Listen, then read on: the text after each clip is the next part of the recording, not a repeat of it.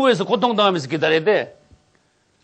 그리고 마지막에 백보자 심판 때 그때 부활해가지고 심판받고 바로 불못으로 들어가. 예수 안 믿고 죽은 사람들이나 표를 받고 대환란 때 죽은 사람들이나 음부에 들어갔다가 둘째 부활에 참여하여 심판받고 지옥에 들어간 건 똑같지요. 그게 간단한 거야. 그러니까. 그래서 2번하고 5번은 운명이 똑같은 운명이다. 시간 차이만 좀 난다. 예수 믿고 죽은 사람들은 조금 더 일찍 음부에 가 있고 대환란 때 죽은 사람들은 뒤에 있다가 같이 이어서 다 만납니다.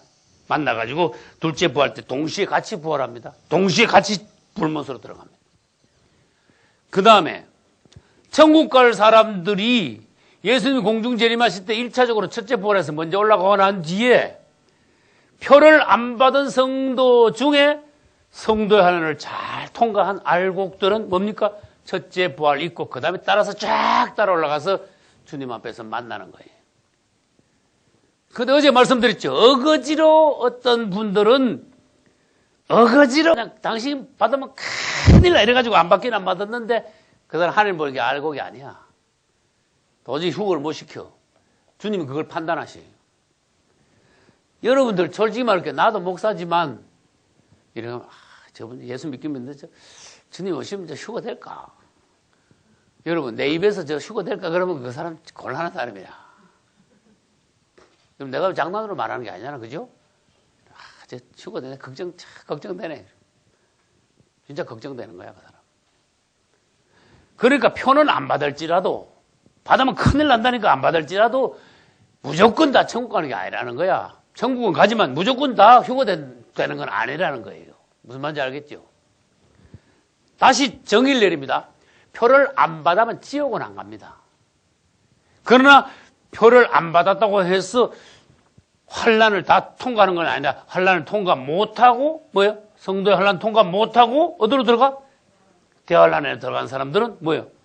휴거가 못 되고 대환란으로 떨어져 버리는 거예요. 휴거되는 사람은 공중으로 올라간 거고 성도의 환란 통과 못한 사람들은 뭐예요? 땅에 있다 그런 뜻이에요. 후 3년 반 동안. 대환란은 후 3년 반이지요. 그러면 이들은 어디로 갑니까? 대환란 통과하고 난 뒤에 뭐예요? 천년 왕국에서 성 바깥으로, 성 바깥으로. 파란 부분, 성 바깥으로. 우리는 봐요. 예수 믿고 천국 갈 사람들, 죽은 사람들, 낙원에 있는 사람들이 살아나고, 우리도 성도의 환란 통과해가지고, 휴거되어 주님 앞에서 만났죠? 이 사람들하고 다 같이 공중 혼인잔치 하죠? 주님이 지상 재림하실 때 우리는 바로 어디로 들어가요? 천년왕국 성 안으로 쏙 들어가는 거야. 할렐루야. 그래서 성 안과 성 밖이 뭔가 개념이 분명하셔야 돼, 지금부터는. 모호하면 안 돼요. 그림이 절묘하게 된 거야. 이거 저작권 있습니다. 금산예청에. 이거 계시록 세미나 하느라고 팍 이거 그림 그린 거야, 이제. 6종류의 사람들의 결말. 이건 아무 데도 없는 거예요. 지금 처음 만든 거야, 이제. 그래가지고 이제 공중 혼인잔치 마치면 바로 천년왕국 안으로 들어가니까 여기서 공중에서 주님을 만났을 때 벌써 주님은 데살로니가 전서 4장 16절에서 공중에서 주님을 영접하면 그 이후에는 항상 뭐예요? 항상 주와 함께 있어. 안 떨어진다니까 착 달라붙어가지고 여기서 만나면 절대로 안 떨어져. 공중 혼인잔치 딱 붙어있죠. 내려오면 천년왕국 안으로 같이 들어가죠. 통과해가 어디로 가요? 바로 이 불그리한 이제 분홍색은 통과해가지고 바로 고가 마고의 전쟁도 통과하고 백보자 심판도 통과해서 세르살렘의 성 안으로 들어가는 거야. 할렐루야. 그 다음에 성 바깥에 있는 사람, 대환란을 통과하여 성 바깥에 있는 사람들은 고가 마고의 전쟁을 통과할 때 갈라지는 거야. 이제 주님을 배반한 자들은 뭐예요? 심판은 똑 떨어져 버리고. 그래 심판은 똑 떨어지면 어디로 갈까? 불못으로 가고. 고가 마고의 전쟁 때 주님을 배반치 않은 사람들은 옆으로 통과해서 세르살렘 성 밖에 들어가서 이건 이때부터는 영원히 성 밖에 있는 거예요. 한번 세르살렘 성 안은 영원히 성 안이고 성 밖은 영원히 성 밖입니다. 그래서 인류의 6가지인데 지금까지는 5가지 했는데 6번째 유대인들이 남은 거야. 유대인들은 특별한 족속들입니다. 유대인들은 어떻게 합니까? 후 3년 반 동안 땅에 있는 도피처에서 회개한다. 그래야 되고 이들은 지상 재림하시는 예수님을 땅에서 환영한다. 그렇지만 땅에 있었지만 이 사람들은 천년왕국 성 안으로 들어간다. 이 유대인들은 웬일입니까? 예, 유대인들은 특별한 민족들. 유대인들은 휴거가 없어요. 휴거가 없으면서 땅에서 주님을 맞이하지만은 하나님의 특별한 민족이기 때문에 천년왕국 성 안에 세루살렘 성 안인데 세루살렘에서 유대인에 관계되는 말을 지금 유대인이 나왔으니까 이 말씀을 드려볼게요. 세루살렘 성은 성의 기초석이 있고 보석으로 그 다음에 성벽을 쌓아놨어요. 가로도 세로도 높이도 똑같아요. 똑같지요? 12,000스타디온이라. 그 가로 세로 높이가 똑같은데 성벽을 쌓기 위해서 성 기초석을 12개를 먼저 놓고 그 위에다가 각종 보석으로 성을 쌓았어요. 문은 진주 하나하나 문 하나의 진주문. 땅은 전부 다 뭐예요? 금으로 되어 있어요. 이것은 땅에 있는 이게 지구에 있는 어떤 물질적인 것이 아니고 영안에서 이것을 봐야 돼요. 그런데 봐요. 세루살렘 성 안으로 누가 성 안으로 들어갔어요? 천년왕국 성 안에 있는 사람이 세루살렘 성 안에 들어갔죠. 근데 느닷없이 지상 재림할 때 주님과 같이 오는 잔치가 들어오지 않은 엉뚱한 유대인들이 여기서 같이 쑥 들어오는 거야.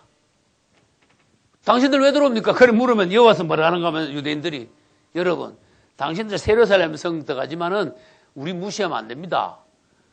세루살렘 성 12기초석인데 그 누구 이름 적혀 있는가 보십시오. 12기초석에는 예수님의 12제자 이름이 있고 당신들 성 안으로 들어가려면 우리 이름 다 통과해야 돼. 이 12문이 있는데 12문에 이름이 적혀 있어요. 이스라엘 12지파 이름이 문마다 하나씩 적혀 있는 거예요. 12지파인데 문이 12개 있죠. 문 하나에 이스라엘 12지파 이름들이 다 적혀 있어요. 당신들 우리 무시하면 안 돼. 성 안으로 들어가면 우리 이름 통과해야 돼. 그 유대인들을 무시 못하는 거예요. 그래서 기초는 교회의 기초가 되는 사도들의 12이름이 적혀 있고 문에 들어가기 위해서는 이스라엘 12지파의 이름을 통과해야 되고 그래서 구약의 하나님의 대표는 이스라엘 12지파, 신약의 하나님의 대표는 하나님의 백성의 대표는 주님의 12사도들이 요거를 여러분들이 집에 가가지고 그림으로 그릴 수 있어야 돼. 인류는 결국 6종류다. 그러나 만나기는 어떻게 만납니까? 예수 믿고 죽은 사람들하고 표 안 받고 성도의 환란 통과한 사람들하고 유대인들하고 이거 다 나중에 어디 가서 만나요? 결론은 이 세루살렘 성 안에 있는 거야. 그 다음 예수 안 믿고 죽은 사람들도 결국 불못으로 가고 그 다음에 뭐예요? 표 받은 불신자들 대환란 겪어서 결국 이 사람들도 뭐예요? 일로 가고 그 다음에 종류가 뭐예요? 성 바깥에 있는 사람. 종류는 6종류의 사람들이지만 장소는 뭐예요? 예루살렘 성 안, 성 밖, 불못. 6종류의 사람들은 결국 3군데로 갑니다. 이것을 더 축소시키면 2군데로 갑니다. 세루살렘과 불못 2군. 그래서 이 세루살렘을 다른 말로 그냥 두리뭉실하게 천국이라 그래요. 그 우리 천국의 개념에 대해서는 세루살렘을 다시 여러분들이 깊이 연구하면 천국에 대한 개념이 바뀌어요. 그냥 몽롱하게 그냥 천국이라 그러면 안 되는 거야. 우리 세루살렘의 성에 대해서 확실히 뭔가 보는 게, 영안에서 보는 게 있어야지 세루살렘 천국의 개념을 우리가 바로 세울 수가 있어요. 할렐루야. 21장 24절. 만국이 그 빛 가운데로 다니고 땅의 왕들이 이 땅이 요때의 땅이 세루살렘 성 바깥에 있는 땅이에요. 왕들이 자기 영광을 가지고 거리로 들어오리라. 거리로 들어온단 말이 뭡니까? 이 밑줄 쳐가지고 거리로 들어온다니 무슨 말입니까? 도무지. 세루살렘 성 안으로 들어온답니다. 25절 성문들이, 이 성문이 무슨 성문입니까? 세루살렘의 12진주문 성문들은 도무지 닫지, 낮에 도무지 닫지 않습니다. 낮에 닫는 게 아니고 24시간 안 닫아. 왜? 세루살렘은 밤낮이 있습니까? 없습니까? 없으니까 평생 계속 일어나는 거야, 영원히. 성문들은 낮에 도무지 닫지 아니하려니 거기는 밤이 없음이라. 사람들이, 요때 사람들이 성 바깥의 사람들이. 만국의 영광. 성 바깥에도 많은 나라들이 있구나. 만국의 영광과 존귀를 가지고 거리로 들어오겠고. 천국은 세루살렘인데 이 세루살렘의 개념을 새로 해야 돼요. 세루살렘 성 안에 있는 정말로 주님과 혼인잔치한 휴거된 사람들이 성 안에서 주님을 신랑으로 모시면서 주님과 하나 되어서 신랑 예수님을 누리지만은 주님으로부터 신부로 받지 못하고 신부로 대접받지 못하고 주님의 백성이 된 사람들은 성 바깥에 있다. 그들은 주님을 경배하기 위해서 이스라엘이 1년에 몇 번씩 절기를 지켜서 하나님 앞에 꼭 남자들이 나와서 제사를 드려야 됐죠. 이스라엘 사람들은 어디 있든지 1년에 3번씩 꼭 예루살렘에 와서 제사를 지지 안 그러면 이스라엘 중에서 끊쳐지리라. 그것은 이전에 있었던 일이에요. 해갈에 새 것이 없나니 세루살렘 성에 가도 이스라엘이 이전에 절기를 지키듯이 세루살렘 성 바깥에 있는 이들이 절기에 따라서 주님 앞에 나와서 주님을 경배하는 장면이 아까 몇 장 몇 절요? 21장 26절 됐어요. 사람들이 만국의 영광과 존귀를 가지고 거리로 들어오겠고 27절 무엇인지 속된 것이나 가정한 일 또는 거짓말하는 자는 결코 거리로 들어오지 못하되 오직 어린 양의 생명책에 기록된 자들이라. 구원받은 사람인데 성 밖에 있는 자들. 우리가 성 안에 있으면 들어가고 나가고도 할 것도 없죠. 성 안에 사람이 어디 있습니까? 없네요. 그러면 우리는 데살로니가전서 4장 16절을 그래서 필요한 거예요. 우리가 공중에 한번 휴거되면 주님하고 쫙 붙어가지고 절대로 떨어지지 않는다. 주님이 성 안에 계신데 우리가 성 밖에 있는데 그건 상상도 못할 일이다. 그런 뜻이에요. 6종류의 사람들의 결말도 그림으로 그릴 수 있어야 되고 이게 중요하니까 여러분들이 이걸 그릴 수 있어야 돼요. 이제 6종류의 사람들을 우리가 그렸는데 사실 이 범위가 이거하고 같은 거예요. 나거리에 있는 사람들 주님이 데려오시죠. 아까 6종류 사람들이 그 나거리에 있는 사람들이 첫째 부활에 참여해서 올라가는 거 있었죠. 여기 사실 첫째 부활이라고 적어야 돼. 맞죠? 나거리에 있는 사람들이 주님 공중재림하실 때 살아서 부활하여 휴거되는 거. 다시 정리합니다. 예수 믿고 죽은 사람들은 주님 공중재림 때 부활 휴거. 예수님 공중재림 하실 때 살아있는 우리들은 변화 휴거. 무슨 말인지 알겠죠? 그래서 예수님 공중재림, 죽은 자들의 부활 휴거, 살아있는 자들의 변화 휴거. 이게 주님 공중재림 하시는 순간의 사건의 순서들이다. 그런 뜻이. 이것도 여러분들이 그림으로 그릴 수 있어야 됩니다. 그 다음에 아까 6종류의 사람들에 대해서 그림으로 그릴 수 있어야 됩니다. 할렐루야. 이제 주님이 지상 재림하실 때 아마겟돈 전쟁이 있다는 것을 여러분 아셔야 됩니다. 아마겟돈 전쟁 뒤에 곡과 마곡의 전쟁이 있습니다. 곡과 마곡의 전쟁 다음에 백보자 심판이 있고 백보자 심판 다음에 세루살렘이 있습니다. 그래서 이제 여러분들은 요한계시록 1장부터 시작해서 단어는 다 알지 못했지만 계시록 전체의 1장부터 22장까지의 흐름은 여러분들이 밝혀보셨습니다. 제목도 보았습니다. 그 다음에 다니엘의 70일의 도표에 의하면은 계시록의 모든 장들이 어느 부분에 위치하는가, 사건들의 그 위치를, 도표상에서의 위치를 여러분들은 알 수 있었습니다. 그 다음에 전체적으로 마지막 한일의 전후에 복잡 단안한 사건들이 가장 많이 일어나는데 이때 무슨 일들이 일어나는가 여러분들은 알 수 있었습니다. 그리고 마지막 때 가면은 6종류 사람들의 결말이 어떠한가 그것도 도표상으로 다 봤습니다. 이 도표들을 여러분들이 열미까지 되는 것을 여러분들이 귀중히 생각하시고 계속해서 여러분들은 집에서 다시 익히시면서 성경을 보시면서 주님의 오심을 대비해야지 여러분들이 확실히 서야 여러분 통해서 다른 사람들도 설 수 있습니다. 할렐루야. 계시록 21장 1절로 8절입니다. 같이 읽읍시다. 또 내가 새하늘과 새 땅을 보니 처음 하늘과 처음 땅이 없어졌고 바다도 다시 있지 않더라. 또 내가 보매 거룩한 성 새 예루살렘이 하나님께로부터 하늘에서 내려오니 그 예배한 것이 신부가 남편을 위하여 단장한 것 같더라. 내가 들으니 보좌에서 큰 음성이 나서 가로되 보라 하나님의 장막이 사람들과 함께 있음에 하나님이 저희와 함께 거하시리니 저희는 하나님의 백성이 되고 하나님은 친히 저희와 함께 계셔서 모든 눈물을 그 눈에서 씻기심에 다시 사망이 없고 애통하는 것이나 곡하는 것이나 아픈 것이 다시 있지 아니하리니 처음 것들이 다 지나갔음이로라.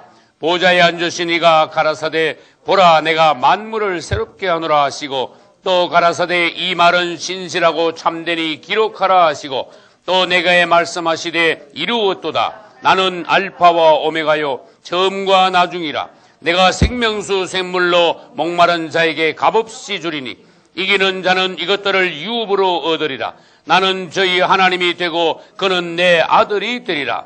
그러나 두려워하는 자들과 믿지 아니하는 자들과 흉악한 자들과 살인자들과 행음자들과 술객들과 우상숭배자들과 모든 거짓말하는 자들은 불과 유황으로 타는 못에 참여하리니 이것이 둘째 사망이라. 아멘. 이 시간에는 마지막 시간으로 지금까지 요한계시록을 본 것을 총정리하여 우리가 현재 처해 있는 이 시점부터 예루살렘 성 안으로 들어가는 날까지 성경에 의거하여 중요한 사건들을 순서대로 살펴보기로 하겠습니다. 할렐루야. 여러분들이 이것도 도표상으로 기억하여서 이 도표상에서 어떤 사건들이 어떤 순서로 일어나는지에 대해서 여러분들이 익히심으로써 여러분들은 먼저 하나님의 안목이 있어서 시대를 분별하고 모든 이 시대의 사건들이 하나님의 성경 말씀과 연관 지어지고 그래야 해서 미리 알므로 대비할 수 있는 여러분 되시기 바랍니다. 할렐루야. 왜 우리가 계시록 21장을 읽었습니까? 21장과 22장은 새 예루살렘 성입니다. 할렐루야. 여러분들은 100년을 묵상해도 새 예루살렘 성을 100분의 1도 묵상을 못합니다. 나도 그것을 느꼈기 때문에 우리 이 두뇌 가지고 새 예루살렘을 묵상할 수가 없습니다. 너무 오묘하기 때문에. 그래서 새 예루살렘 성은 할 말이 너무 많은 거예요. 그러나 우리는 그냥 말하자면은 이렇게 인간적인 안목에서 그냥 껍데기만 얘기하는 거야 말이야. 그냥 보석으로 됐더라. 금 길이더라. 막 이래 뿌리고 마는 거야. 문은 뭐 12개고 뭐 외형적으로만 이야기하고 마는 거야. 그러나 누가 가장 깊은 방식으로 기도를 통하여 묵상하면서 예루살렘 성을 실체를 볼 수 있느냐? 예루살렘의 난 표현이 잘하는데 느낌만으로 들어갈 수 있느냐? 예루살렘이 이 땅에서 예루살렘이 되어 그 표현이 잘하는데 그 예루살렘의 그 황홀함 이것을 누가 체험할 수 있느냐? 할렐루야. 저는 여기서 이 예루살렘 성에 대해서 저희가 체험한 것을 잠깐 간증하지 않을 수가 없습니다. 제가 지금 20년 전에 지금 목회하고 있는 금산에 왔는데 그전에는 대전 시내에서 7개월 반을 있었어요. 그때는 성도는 하나도 없고 우리 큰딸하고 사모님하고 나하고 세 식구밖에 없었어요. 21년 전에. 그런데 우리 큰딸은 이제 잠이 들고 그냥 밥만 먹으면 성도는 없고 그렇다고 뭐 저 일하러 다닙니까? 뭐가 일관 가면 예배 드리고 목회지 찾아러 다니고 이 두 가지가 일과야 이제. 그러니까 예배를 자주 드리는데 어느 날 내가 우리 사모님이 요래 의자에 이렇게 앉아있는데 내가 요래가 사모님 요 앉았고 나는 열어가지고 요래 사모님 나를 요렇게 쳐다보고 나는 요래가지고 설교를 시작했어. 근데 그때 설교가 지금도 나는 아주 생생해. 여러분 어떤 분위기는 그 느낀 사람은 알지요, 그죠? 근데 난 무서웠어. 그러면 그냥 무서운 줄 알지만 그 분위기, 그 살아있는 그 생생한 분위기, 그건 느껴본 사람이 아는 거야. 근데 사모님이 여기 앉아가지고 날 쳐다보고 나는 여기서 앉아서 한 사람 놓고 설교를 하는 거야. 근데 예루살렘을 설교했어. 할렐루야. 근데 내가 읽고 내가 은혜 받은 예루살렘을 설교를 하는데 내가 설교를 예루살렘에 대해서 설교를 하니까 우리 사모님이 탁 쳐다보고 은혜를 받기 시작하는데 사모님의 얼굴이 확 변하면서 표현이 안 돼. 꽃이 막 확 피는 것이 천사 얼굴이 막 확 되면서 처녀 때보다 더 이뻐지는 거야. 막 확 얼마나 이뻐지지. 그래서 나는요, 이야 천사가 따로 없다. 크게 이쁘더라고. 세상적으로 이쁜 게 아니라 거룩하게 이쁜 거 있죠. 성령이 부어짐으로써 얼굴이 확 살아나는 거. 근데 그 옷 입은 거하고 얼굴 표현하고 그 모든 것이 막 그렇게 사랑스러울 수 없어. 그렇게 얼굴만 그래 된 게 아니고 이 둘이 앉아서 그 예배 드리는 그 방이 그게 그래도 말하자면 지하실 그 성전이었어 사실은. 그것이 아주 흐름한 그 공간이지만은 이게 완전히 예루살렘 성이 된 거야 이 공간이. 그래가지고 이거 표현이 안 될 정도야 막 얼마나 그 놀라운 그 어떤 분위기 광경 느낌 막 달콤함 황홀함 이런 거 거기다가 사모님의 얼굴까지도 완전 천사가 되니까 그때에 주님께서 살아있는 성경의 말씀은 어떤 거라는 걸 보여줬어요. 너희가 새 예루살렘 성을 말하면 새 예루살렘이 여기 와야 된다. 아까 말했죠. 너희가 베다니 마리아를 말하면 베다니 마리아야 그 심정과 주님을 사랑하는 주님을 향하여 붙는 그 사랑이 너희들 심정에도 그대로 와야 된다. 그래야 너희가 베다니 마리아의 사건, 마리아와 마르다의 사건을 너희들이 바로 읽은 것이다. 성경 말씀은 살아있는 거예요. 주님이 종들에게 이런 체험을 한 번이 아니라 자꾸 하게 하시는 거야. 그때 대단히 열악했어요. 성도도 하나도 없는 데다가 돈은 한 달에 10,000원도 못 버니까. 그런데도 산마고 나오고 그 와중에 또 기도원을 갔어. 기도원을 가니까 한두 사람이 또 따라오더라고. 우리 기도원 간다. 그러니까 나도 갑니다. 이러면서 따라왔어. 근데 그 한겨울이야. 근데 기도원이 좀 열악해가지고 그 조립식 숙소인데 자다 보니까 막 얼마나 추운지 막 추워 죽겠어. 그러고 보니까 기도원도 형편이 안 좋아가지고 기름이 똑 떨어져가지고 그 한겨울에 영하 10도 이러 내려가는데 막 얼마나 추운지 몰라. 그런데 너무 추워가지고 밤에 자다가 이러다가 도저히 이거 안 되겠다. 동태가 되겠다. 그래가지고 밤에 일어나가지고 할 수 없이 집으로 돌아왔는데 그 집으로 돌아오기 몇 시간 전에 하나님이 은혜를 또 주셨어. 느헤미야를 그때 1장을 내가 강해 해석을 하게 됐어. 느헤미야 1장. 느헤미야 1장은 여러분들이 아시다시피 느헤미야가 다니엘이 포로로 잡힌 것 같이 느헤미야도 바벨론으로 포로로 잡혀갔어. 그리고 거기서 세월이 흘러가지고 이제는 무슨 왕이 됐는가 하면 이제는 바벨론 왕이 아니고 바사왕으로 바뀌었어. 근데 바벨론 왕 밑에 왕이 바뀌면 또 그 밑에 다니엘도 그렇게 있었지만은 많은 이스라엘의 큰 종들이 왕이 바뀌고 나라가 바뀌도 계속 왕 밑에서 하나님의 축복으로 귀한 고관직을 유지하고 있는데 느헤미야도 고관이었고 다니엘도 고관이었고 장관 말하자면 사드락 메삭 아벳느고도 사실 장관이었어요. 느헤미야가 장관을 하고 있으면서 느헤미야도 역시 고국을 사랑했습니다. 다니엘은 예레미야서를 구해가 두루마리로 읽었죠. 근데 느헤미야는 두루마리 책도 못 구해 읽었어. 근데 있다 보면은요, 그가 포로대가에 왔는데 어떤 사람들은 나중에 자꾸 와가지고, 예루살렘에 당신 언제 포로대 왔어? 나 몇 년도 언제 왔는데 몇 년 됐는데, 나 지금 몇 년 됐고, 그래? 그럼 나보다 나중에 왔네. 그 예레미야가, 예루살렘이 어땠어? 어때고 그러대. 근데 뒤에 온 사람이 어떤 사람이 느헤미야가 모르는 예루살렘의 형편을 이야기한 거야. 느헤미야가 잡혀올 때는 예루살렘이 파괴된 걸 몰랐어. 그만큼 철저하게 파괴된 걸 몰랐어. 근데 뒤에 온 어떤 사람이 말하는데 예루살렘 성 전체가 없어졌습니다. 싹 가루가 됐습니다. 이런 식으로 말을 해버린 거야. 성은 다 무너지고 집은 다 불타고 성전은 파괴되고 왕궁도 박살나고 사람 다 죽고 보물은 다 뺏기고 완전히 예루살렘 남아난 게 없어요. 하나님의 큰 종들의 특징이 뭔가 하면요, 하나님이 아플 때 그 종들이 똑같이 아픈 거야.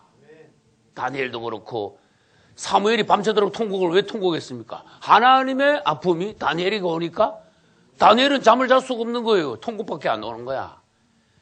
여러분들이 정말로 훌륭한 성도가 되는 것은 하나님하고 여러분하고 마음이 똑같으면 돼. 그분이 분을 내면 여러분도 분낼 줄 알아야 돼요. 예수님도 분냈죠. 확 갖다 엎어버렸죠. 독사 이 자식들아 막 이랬죠. 분을 낼 때는 분을 낼 수 있어야 돼. 그 다음에 하나님이 기뻐하실 때는 너무너무 기뻐야 돼. 주님이 기히 여기시는 것을 여러분들도 기히 여길 줄 알아야 돼요. 이 느헤미야가 하나님의 마음이 왔어요. 예루살렘이 파괴될 때 하나님이 예루살렘을 버리고 파괴하게 하는 것을 허락하셨지만은 하나님의 마음은 또 어떠하냐?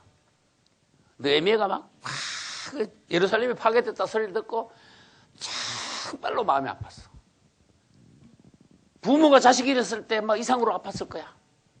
그러면서 도저히 밥이 안 넘어가 이제 금식했겠지. 그렇게 얼굴이 막 초췌한데 왕이 너 얼굴이 왜 그러냐? 그때 느헤미야는 하나님께 잠시 기도하고 왕한테 얘기하여 왕에게 은혜를 입어 그래? 네 소원이 뭐냐? 예루살렘을 재건하기 위해서 저를 보내주십시오. 그래서 응답을 받았지요.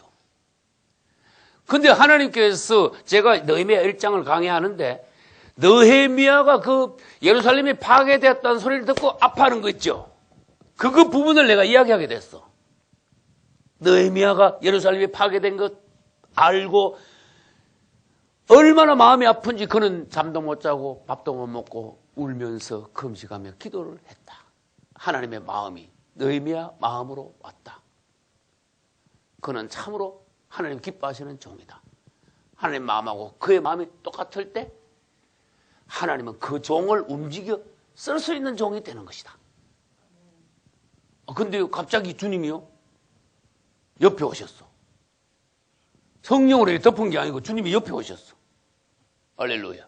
공기로 전체로 성령이 덮은 게 아니고 그분이 눈에 안 보이는 투명 인간이 오시듯이 여기 딱 오신 거야. 할렐루야. 느헤미야는 하나님의 마음을 가지고 하나님이 아파하시는 것만큼 느헤미야는 아파하면서 예루살렘을 그 파괴됨을 애통했습니다. 그러니까 주님이 옆에서 말하신 줄 알아요? 그거야. 설교는 그렇게 해야 돼. 성경을 그렇게 읽고 설교는 그렇게 해야 되는 거야. 그거야 바로. 그러면서 말을 안 하시는데 네가 내 마음을 잘 전했다. 할렐루야. 종들아 성경을 읽으면서 하나님의 마음을 느헤미야가 하나님의 마음을 알았듯이 종들이 설교를 하기 위하여 책을 읽을 때 성경을 읽을 때 하나님의 마음을 만져라. 그 마음을 그대로 전해다오. 그거보다 더 이상 높은 종이 어디 있습니까? 하나님의 마음을 만진대. 하나님의 마음과 그의 마음이 똑같은데. 그래서 주님이 어디서 마음에 들으셨는가 하면 성경을 읽을 때 하나님의 마음하고 우리 마음하고 같아질 수 있다? 또 같아져야 된다? 느헤미야는 실제로 같았어. 그는 애통하면서 주님 앞에서 금식하며 기도했다. 이 부분을 본 자체가 주님을 기쁘게 된 거야. 그거야 바로. 그래서 나는 주님이 그거야 하시는데 나 신이 났어 이제. 주님이 나를 북돋으시는 거야. 그래가지고 일장이 개설이 계속 나가는데 내가 하다가 예화를 하나 드는데 성경에 있는 예화를 안 들고 내가 책 읽은 것 중에서 훌륭한 어느 종의 예화를 딱 드니까 하나님, 주님이 그건 아니야 그러시더라고. 그건 아니야. 그래서 표정이 아까 표정하고 싹 바뀌어버렸어. 그건 아니야. 그 예화 훌륭한 종이거든 사실. 그 예화 들으니까 그거보다 더 높은 게 있어. 예화는 성경에서 어쨌든 예화는 성경 위주로 예화를 들어야 돼. 성경에 얼마나 수많은 예화들이 있냐. 네? 아담부터 시작해서 계시록까지 얼마나 많은 예화가 있냐. 네가 그 예화를 찾으면은 그 쫙 맞는 예화가 얼마든지 있어. 근데 하필 아무리 큰 종이라 해서 지금 있는 종들 예화보다도 너는 성경을 위주로 말하는 걸 예화를 듣는 걸 배워야 돼. 그래서 오늘날 종들이 잘못 설교하면 어떻게 된다고요? 자꾸 딴 얘기를 자꾸 하는 거야. 그래서 나는 그때 주님께서 말씀하신 게 내가 설교하면 주님이 그거야 하실까? 아니야 그러실까? 나는 생각을 하게 돼. 그래서 내가 설교를 다 하고 나면 주님이 그거야 하셨으면 그래도 여기가 좀 시원하고 아니야 그러면은 내가 여기 설교를 다 했어도 기쁨이 없고 텁텁해 약간 텁텁하고 답답해 약간 그런 경우는 많지는 않습니다. 그러니까 주님으로부터 우리가 훈련을 바로 받아야 돼. 그럼 종들만 그럽니까? 부모들도 그래야 돼. 자식들한테 신앙으로 교육을 누가 시킵니까? 여러분, 신앙교육을 학교 선생한테 맡깁니까? 학원 선생한테 신앙교육 맡깁니까? 에? 부모가 먼저 시켜야 돼. 그리고 교회에 왔을 때 주일학교에서, 그 다음에 청년부에서, 그 다음에 예배와 교회 생활을 통해서 신앙교육을 또 받는 거예요. 신앙교육의 자녀들의 1차 책임은 부모한테 있다는 거 알아야 돼요. 다시 말합니다. 부모가 은혜 받은 만큼 자녀가 서게 돼 있어요. 지금 당장 자식들이 말 안 듣고 문제가 많다고 낙심하시지 마세요. 꼭 여러분들이 자녀를 위해서 기도하면은 심지어 심하게 말해서 죽고 난 뒤에라도 자식 잘 되게 돼 있으니까 걱정 마시고 기도 끈을 놓지 마시고 여러분들이 영적인 줄을, 책임의 줄을, 자식에 대한 그 어떤 기도의 줄을 부모가 붙잡고 있으면 돼. 할렐루야. 하나님께서는 종들에게 성경의 어떤 부분마다 그 환경을 쫙 바로 그냥 내가 미국에 가 그 이야기 듣는 게 아니고 미국에 가가지고 그걸 실제로 보는 그런 느낌으로 성경을 받아들이고 이해한 데서 그걸 내놓으라 이거예요. 그걸 말하라고 말이에요. 이것이 살아있는 말씀이다. 할렐루야. 근데 여러분이 21장의 1절부터 8절이 새 예루살렘이야. 난 마지막 시간에 이걸 읽기를 원합니다. 여러분들이 이 계시록 세미나의 마지막 날 새 예루살렘을 보시라. 그냥 보시라면 말이 약해. 맛보시라. 새 예루살렘 안에 있으시라. 새 예루살렘을 그 분위기 있죠. 그 놀라움. 그 조금이라도 한번 젖어보시라. 그러면 이것이 사모하게 됩니다. 맛보면 그걸 잊을 수가 없습니다. 그것을 맛본 사람은 그것을 사모하여 열심을 더 내요. 여러분들의 신앙이 예전하고 달라집니다. 더 뜨거워집니다. 그래서 여러분들은 이 낙심될 때마다 계시록 21장, 22장을 한번 읽어봐요. 아, 주님, 내가 여기에 결국은 가게 되는데 이 땅에서 이렇게 내가 이거 작은 가지고 아웅다웅하네요. 그렇게 그냥 골치를 썩이고 그냥 그렇게 싸움질을 하고 그냥 막 미워하면서 막 다투면서 서로 막 니꺼 내꺼 하면서 막 이렇게 하네요. 그러나 그게 새 예루살렘 성에 가면은 이 땅에서 아웅다웅하던 게 아무것도 아니라는 거. 새 예루살렘 성까지 갈 것도 없고 모든 어려운 일들이 시간이 지나니까 나는 보니까 시간이 지나니까 그 당시에는 너무너무 심각한 게 시간이 지나니까 하나님이 서서히 합력하여 선을 이루어 주시고 그것이 무엇인가 나중에 다시 깨닫게 하시고 또 그것을 통해서 내가 아프고 상처받고 어렵고 그랬지만 차라리 그것을 통해서 하나님은 나에게 오히려 나를 성숙하게 해주시는 그런 좋은 선으로 이룰 수 있다는 거. 그것을 시간이 지나면 깨닫게 되더라. 할렐루야. 여러분들이 반드시 새 예루살렘에 이것을 체험하셔야 돼. 나는 맛을 쬐끔 봤어. 새 예루살렘이 뭔가 알아요. 그리고 새 예루살렘이 다시 말합니다. 물질이 아니라는 걸 나는 알아요. 금이 깔렸다고요. 그 진짜 이 땅에 있는 금이 천국에 있지 않습니다. 새 예루살렘에. 금 같다는 거지. 표현을 그래 했다는 거지. 우리 하나님이 보좌에 앉아서 있는데 녹보석 같더라 홍보석 같더라 주님이 진짜 보석이 말도 안 되지요.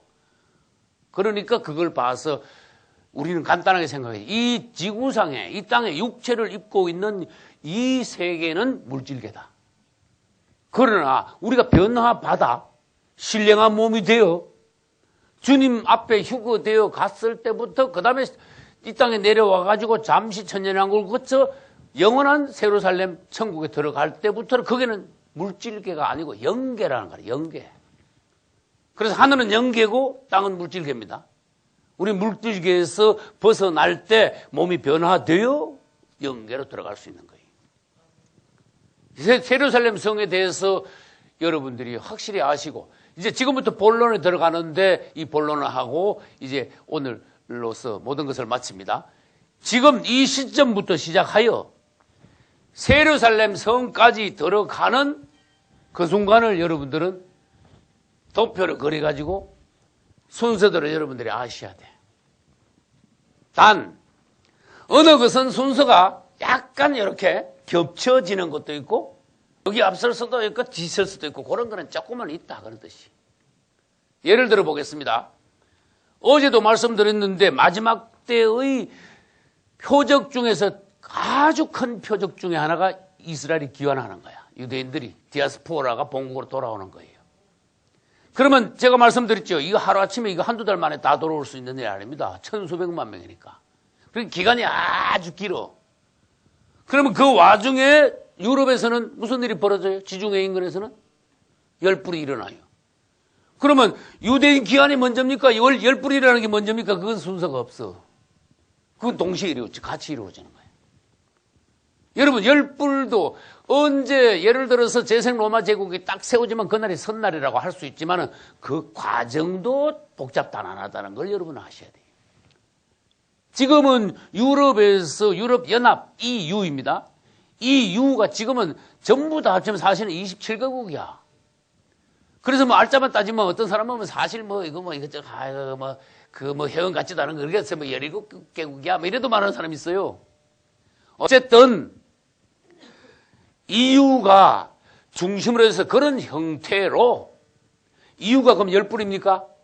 그렇게 말하는 것보다도 이런 형태로 각국 여러 나라들이 연합하는 것을 연습을 지금 하고 있어요.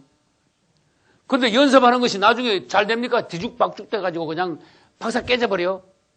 그러다 나중에 깨졌다가 다시 알짜들만 야 우리끼리 모이지 안 되겠다. 걔들 넣었다가 우리 다 그냥 정신없이 돼버렸는데 걔들 없애버리고 우리끼리 새로 뭉치자. 그래서 정리를 새로 하고 이제 새로 뭉치는데 그때 새로 뭉칠 때는 열나라가 뭉쳐야 돼. 이제는 27개, 17개 그러면 안 돼. 그러면 다 깨졌다가 다시 뭉쳤는데 또 15개가 모였다. 그거 아직도 아니야. 아직도 주님 안 오셔. 10개국이 뭉쳐가지고 유럽에서 다시 로마라는 나라가 일어섰다. 그럼 여러분들이 막 깜짝 놀라야 돼. 그래서 그 와중에 유대인들은 뭐예요? 본국으로 또 아직도 계속 오고 있는 거야. 아마 계속 오는 거야. 그 와중에 유럽은 뒤죽박죽 하다가 마침내는 열 나라가 합쳐서 재생 로마 제국이 일어납니다. 그래서 그것을 열 나라가 열 지도자가 모여서 했다고 열불 시대라 그러고 그 다음에 다니엘의 다니엘서의 2장에 보면은 느부갓네살 왕이 꿈을 꾸지요. 여러분 이 다니엘서 2장에 있는 느부갓네살 왕이 꾼 꿈을 보면은 요 머리부터 시작해서 다니엘 시대의 머리부터 시작해서 이 발끝까지 내려가면은 세상이 끝났다는 거예요. 세상이 끝났어요. 세상이 끝났는데 어떻게 요 떠인돌이라고 써놨죠. 떠인돌은 예수님 자신이에요. 떠인돌이 날아왔다. 예수님 제 이름을 말해요. 그 다음에 날아와서 뭘 때렸죠. 발을 때렸어. 발을 때린 건 사실 이 신상 전체를 때린 걸 말해요. 여기 발을 때렸을 때 사실 바벨론은 없어졌죠. 그 다음에 메데바사도 없어졌죠. 이것도 없어졌죠. 사실 그 당시에 현상적으로 남아있는 나라는 예수님 재림할 때 로마가 남아있다. 그런 뜻이야. 이게 날아와가지고 머리를 때린 게 아닙니다. 발을 때렸다는 것은 마지막 때 여기서까지가 로마죠. 로마로 이 시대가 끝나는구나. 여기서 눈치가 빨라야 돼. 지금 현재는 로마가 없지만 장차 로마가 다시 일어나가지고 인간 세상은 로마라는 나라로 끝이 난다. 그때 이제 로마가 있을 때 주님이 날아오셔가지고 재림하셔가지고 또 인돌로서 인간 정부를 심판하신다.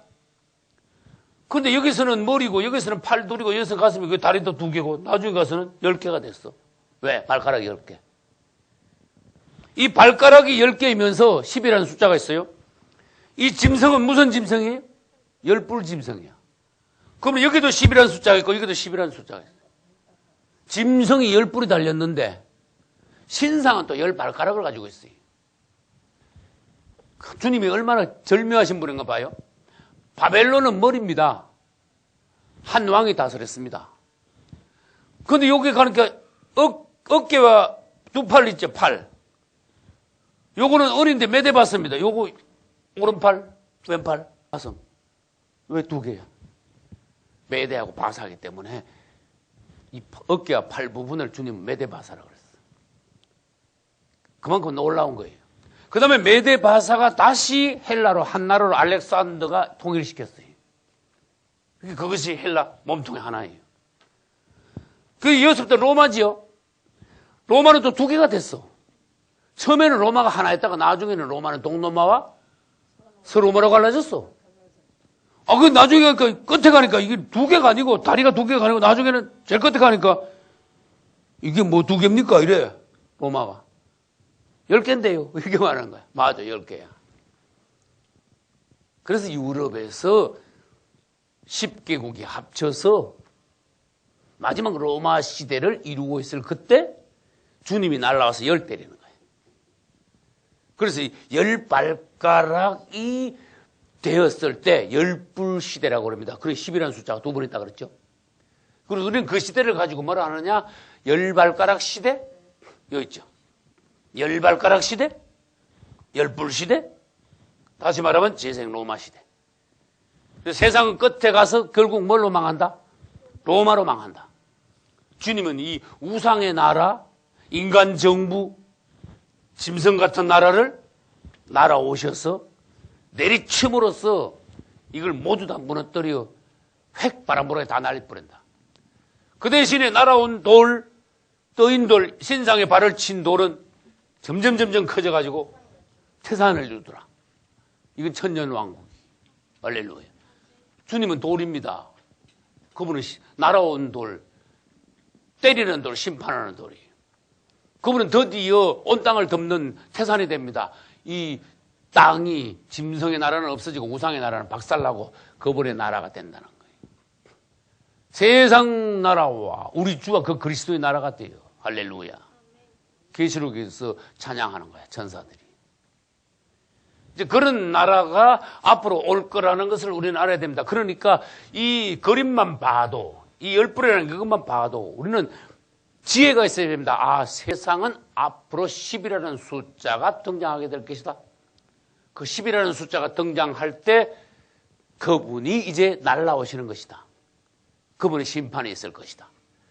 그분은 땅에 있는 인간 정부에 속한, 하나님께 속하지 않은 짐승에게 속한, 우상에게 속한 짐승 같은 나라의 사람들을 그분은 심판하셔서 지옥으로 보낼 것이다. 그래서 우리는 이 그림을 통해서 주님이 언제 어떻게 오시는가 알아야 돼요. 다시 강조합니다. 세상 끝에는 10이라는 숫자가 있으며 10이라는 숫자가 되었을 때 그 시대를 열발가락 시대, 열불 시대라 해서 그때 예수님이 오셔서 세상 끝나게 되는 것입니다. 이제 지금부터 시작하여 유대인들이 본국으로 귀환하기 전에는 마지막 때 무슨 일이 있느냐? 난리와 전쟁, 난리와 난리.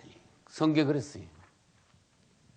그래서 성경을 제가 아무리 연구해도 어떤 사람들은 말만 때만 되면은 잘 살게 해준대, 사람들을. 그래서 사람들 마음속에는 나쁜 말 해볼게요. 어느 놈이 정치를 잘 좀 해가지고 말이야 우리 좀 잘 살게 안 하나? 사람들은 마음속으로 그래. 그건 어느 놈이고 다 시원찮아. 그걸 아셔야 돼요. 그래 난리와 난리가 나는데도 아무도 이걸 진정 못 시켜. 민족이 민족, 나라와 나라로 서로 대적하여 전쟁이 막 계속 일어나요. 여러분이 세상 돌아가는 걸 보면은 성경 말씀 그대로야. 난리네. 나오는데 다 난리 났네. 난리 났는 거야. 계속 전쟁이고. 그래서 우리는 이 시대에 뭐를 알아야 되는가 하면 이 땅에 소망도 오면 큰일 난다. 이 땅에는 소망이 없다. 계속해서 난리고 계속해서 지진이고 기근이고 갈수록 사람들은 악하고 사랑을 잃어가고 마지막 때 가면 드디어 우리 예수 믿는 사람들까지도 죽임을 당하고 모든 사람들이 너희를 예수를 인하여서 너희를 미워한다고 하셨고 그래서 될 수 있으면 우리는 이 땅에서 열심히 살아가긴 살아가되 이 땅에 뿌리를 박거나 소망을 둬서는 안 된다는 것을 주님은 가르쳐 주셨어요. 너희는 조금 있으면 올라갈 건데 여기서 너무 여기다가 막 뿌리를 너무 내리지 말고 너무 여기다가 막 소망을 두지 말고 막 여기다가 막 그냥 너무 정신을 팔지 마라. 근데 몸뚱아리가 땅에 있으니까 열심히 해야지. 그분이 오실 때까지 뭔가 해놓긴 해놔야지. 오시면 칭찬이라도 듣지, 그죠? 뭐 했냐, 그러면? 행한 대로 갚아라. 심은 대로 거두리라. 할렐루야. 주님을 위해서, 주님을 얼마나 사랑했느냐? 사랑했으므로 주를 얼마나 위했느냐? 그게 겉으로 나타난 율법적인 행동이 아니고. 그 난리가 납니다. 이 세상에서 정을 띱니다. 주님이 우리에게. 할렐루야. 이 땅은 정 붙일 만한 데가 아니구나.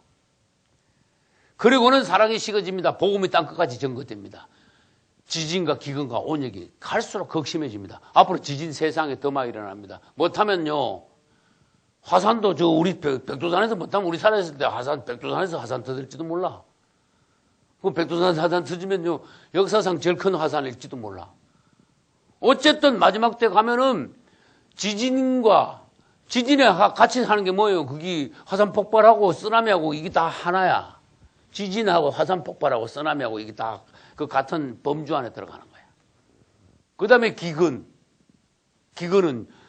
아무리 사람들이 잘 산다 그래도 차라리 옛날보다 굶어 죽는 사람이 더 나온다 이런 뜻이야. 왜? 지구가 미쳤기 때문에 그래.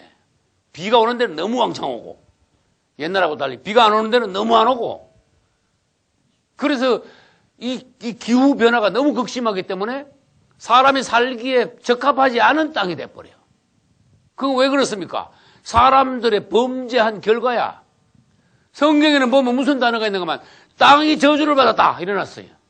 이 땅은 저주받은 땅이 사람들이 범죄가 자꾸 땅을 더럽히니까 땅 자체가 저주받은 땅이요. 하나님이 이 땅을 싫어하는데 우리 많은 내 백성아 너희들은 거기서 나오너라.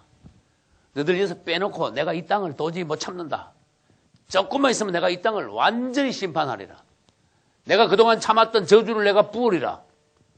그래서 이 세상은 하나님의 심판을 기다리고 있는 중이에요. 사람들은 몰라요.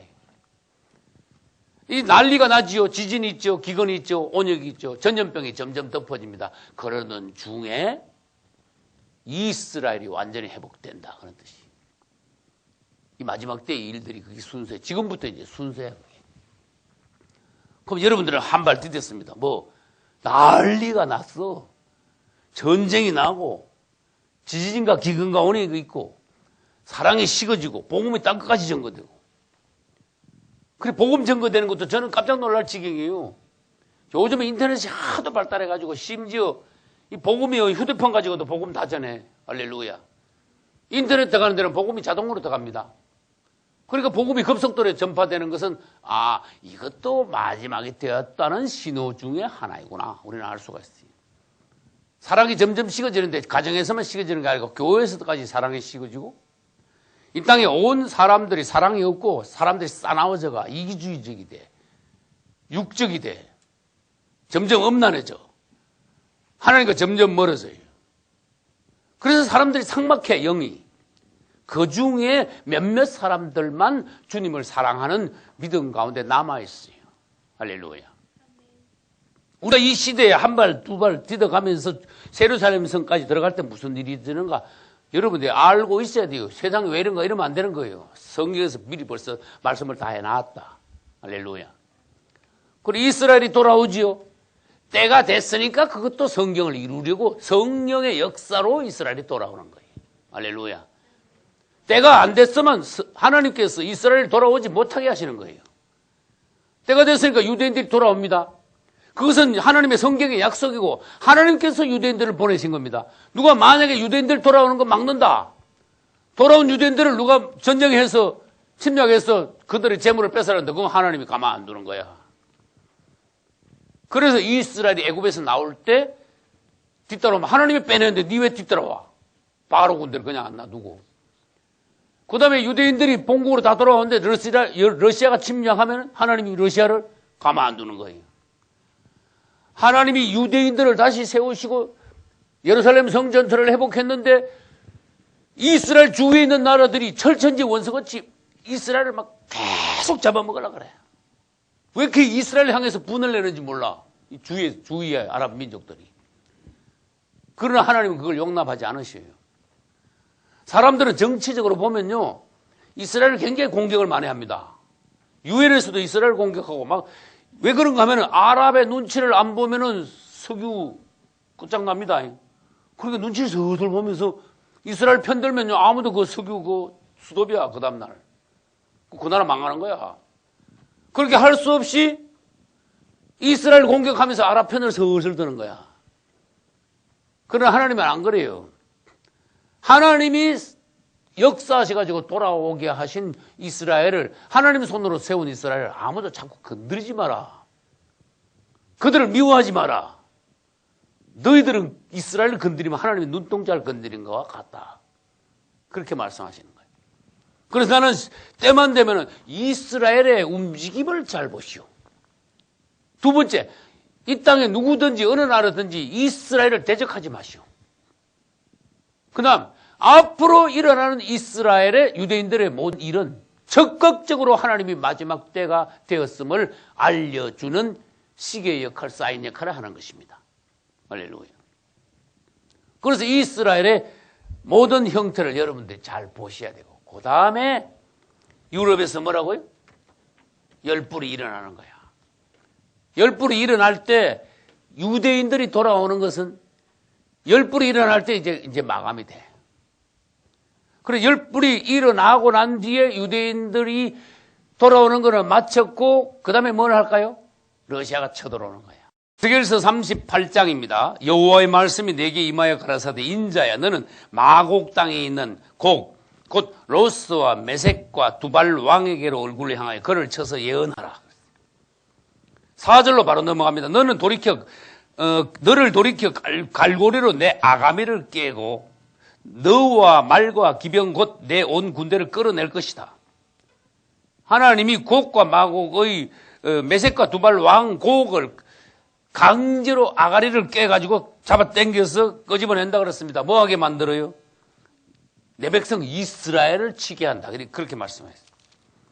그 다음에 6절, 고멜과 그 모든 때와 극한 북방의 도갈마 족속과 그 모든 때 곧 많은 백성의 무리를 너와 함께 끌어내리라. 극한 북방이라는데 밑줄 쳐요. 극한 북방은 지도를, 세계 지도를 갖다 놓고 이스라엘 예루살렘에서요, 위로 북쪽으로 자를 쫙 그어서 올라가면은 러시아 모스크바가 나와요. 그래서 이스라엘의 극한 북방이 러시아구나 하는 것을 우리는 알 수가 있어요. 그 다음에 8절 갑시다. 여러 날 후 곧 말년에 내가 명령을 받고 그 땅 곧 오래 항모하였던 이스라엘 산에 이르리니 그 땅 백성은 칼을 벗어나서 열국에서부터 모여들어왔지요. 다 모여들어오면 그 다음에 이방에서부터 나와서 다 평안히 가는 중이라. 왜? 세계 제일 부자가 됐으니까 아주 편안히 이스라엘은 잘 살게 돼요. 그때 9절 보면 내가 올라오되 너와 내 모든 때와 너와 함께한 많은 백성이 광풍같이 이르고 구름같이 땅을 덮으리라. 10절 나 여호와가 말하노라. 그날에 내 마음에서 여러 가지 생각이 나서 여기 이스라엘 요거 어떻게 잡아먹을까? 악한 생각을, 악한 깨를 내어 말하기를 내가 평온의 고을들로 올라가리라. 성벽도 없고 문이나 빗장도 없이 염려 없이 다 평안히 가는 백성에게 나아가서 물건을 겁탈하고 노력하리라. 이스라엘이 가장 큰 부자가 됐으니까 그걸 가서 뺏어야 되겠다. 그 말 하고 있는 거예요. 12절 중간에 지금 사람이 거처하는 땅과 열국 중에서 모여 짐승과 재물을 얻고 세상 중앙에 거하는 백성을 치고자 할 때 그랬어요. 치는 거야. 러시아가 이스라엘을 침략하는 거예요. 16절로 넘어가 봅시다. 구름이 땅에 덮임같이 내 백성 이스라엘을 치러 오리라. 누가? 고기. 고가 끝날에 내가 너를 이끌어다가 내 땅을 치게 하리니. 러시아가 이스라엘을 치는 것을 대단히 상세하게 주님은 기록해 놓은 거예요. 그런데 하나님이 끌어다가 이스라엘을 치게 해놓고 러시아가 이스라엘을 치는 거 보면 하나님이 분을 내가 또 이스라엘을 멸망시키는 거예요. 희한한 하나님이죠. 이 러시아 민족들이 복을 못 받은 민족이야.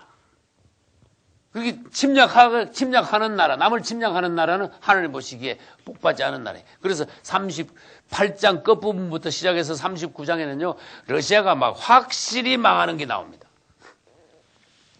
이제 우리는 이스라엘이 다시 돌아오는 걸 봤습니다. 그러면 이스라엘이 세계에서 최고 부자가 되는 걸 봤습니다. 그때는 이미 유럽의 열불이 세워졌다는 걸 알 수 있습니다. 이 부분은 여러분들이 이 요한계시록 책자 제일 뒷부분을 보시기 바랍니다.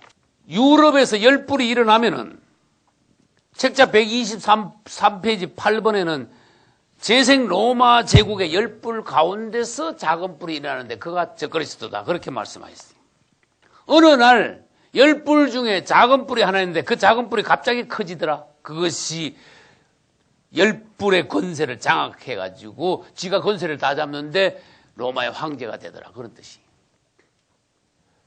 질문합니다. 10뿔이 모여가지고 한 나라를 이루지요. 그 나라가 뭡니까? 로마, 재생 로마예요. 그러면 재생 로마는 10왕들이 모여서 한 나라를 만들었어요. 그것을 연합정부로 하기도 하고 연정이라 하게 돼. 뭐 우두머리가 한 사람 있는 게 아니고 10명이 모여 공동 통치하는 그러한 재생 로마 제국의 형태로 처음엔 일어나. 그러다가 작은 뿔이 갑자기 올라가서 그가 나중에는 궁극적으로 적그리스도가 로마 제국을 완전히 장악한다 그런 뜻이. 그러면 이제 그 다음에 이제 질문을 해야 됩니다. 적그리스도가 나타나면 무슨 일을 합니까? 적그리스도가 나타나는 건 봤어. 적그리스도가 저기서 나타날 것이다. 유럽에서 10뿔이 막 왔다 갔다 하다가 10뿔이 일어나면 적그리스도 나타날 것이다. 그럼 나타나면 무슨 일을 합니까? 제일 먼저 하는 일이 7년 평화조약이. 그러면 그날부터 뭐가 돼요? 마지막 한해가 시작되는 거예요. 여기는 써놨어요. 적그리스도가 출현하면 7년 평화조약을 먼저 맺는다. 그날부터 시작해서 뭐다? 마지막 한해다. 그 다음에 적그리스도는 예루살렘에 성전 짓게 할 것이다. 그 다음에 적그리스도는 666표를 강제로 받게 할 것이다. 그러니까 이것 때문에 무슨 일이 벌어진다? 전 3년 반에 성도의 환란이 있을 것이다. 그 대신에 표받는 사람들은 전 3년 반 동안 어떻게 된다? 잘 산다. 이때까지 누려보지 못한 최고의 생활을 하는 거야. 복지 혜택을 누리는 거예요. 그러나 그것은 3년 반뿐이다. 성도의 환란이 끝날 지점에서 주님이 공중 재림하심으로 성도의 환란을 잘 통과한 성도들은 휴거된다. 할렐루야. 그리고 나면은 이제 아까 계시록 8장에서 말씀드렸듯이 첫째 나팔부터 이제 막 불기 시작하는 거예요. 그러면 재앙이 일어나기 시작합니다. 본격적인 대환란은 9장에 들어가서 후 3년 반 들어가서 9장에서 다섯째 나팔이 불 때부터 본격적인 대환란이 시작됩니다. 이걸 여러분들이 그릴 수 있어야 돼요. 여러분들이 기억을 해가지고 사건들을 그릴 수 있고 마지막 한 일이 그려놓고 반 해서 전 3년 반, 후 3년 반 해놓고 전 3년 반은 성도의 환란이고 후 3년 반은 뭐예요? 대환란을 그릴 수 있어야 되고 여기 적그리스도가 등장하면은 마지막 한 일이 시작되는데 적그리스도가 하는 일은 뭐고? 최소한 이 정도는 여러분들이 기본이니까 적어낼 수 있어야 되는 거예요. 우리는 휴거되어 공중에서 혼인잔치 할 때 땅에서는 뭐가 있어요? 대환란이 있다.